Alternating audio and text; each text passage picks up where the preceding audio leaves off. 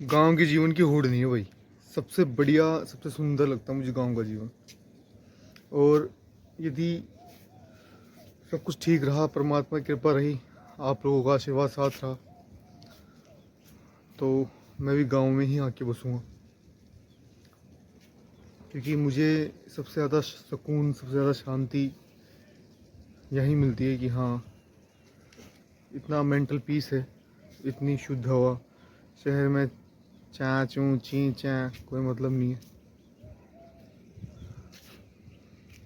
धीरे धीरे धीरे धीरे और निश्चित रूप से मैं भविष्य में गांव में ही आके बसूँगा। क्योंकि गांव का जीवन इतना शुद्ध है, गांव के जीवन में इतने शांति है कि धीरे धीरे धीरे धीरे आपको पता भी नहीं चलता कि आप कितना अच्छा जीवन जीते हो। शहरों में ये है कि आप यदि जी रहे हो, शहरों में आप रह रहे हो, तो 8-10 साल कम ही जियोगे। और यदि आप गांव में जी रहे हो तो 8-10 साल ज़्यादा जियोगे। बस गांव में ये है कि थोड़ी लड़ाई झगड़े ज़्यादा है। गांव के अंदर ये है कि छोटी मोटी चीज़ों में लड़ाई झगड़े ज़्यादा होते हैं।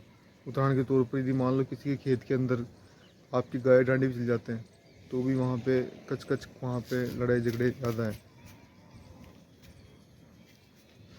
शहरों में ये है कि किसी को मतलब नहीं है एक दूसरे से, लेकिन गांव में खान पान की और गांव के अंदर शुद्ध चीज़ों की होड़ नहीं है।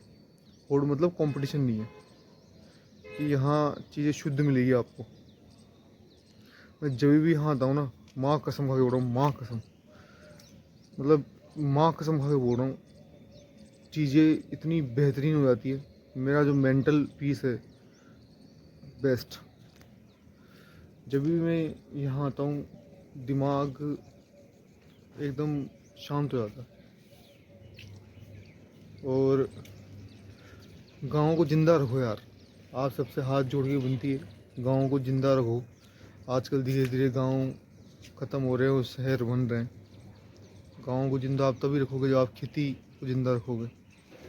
और धीरे धीरे खेती मर रही है क्योंकि बच्चों को अपने माता पिता एग्रीकल्चर सेक्टर में आगे बढ़ाने की बजाय बोलते हैं भाई तू थोड़ी बहुत नौकरी कर ले शहर जा कर के, या कुछ और कर ले। तो गाँव को ज़िंदा रखो, बढ़िया मस्त रहो, स्वस्थ रहो। अभी जस्ट उठा ही था और उठने के बाद मैं सोचा कि देखा एक बार छत पे चलते हैं।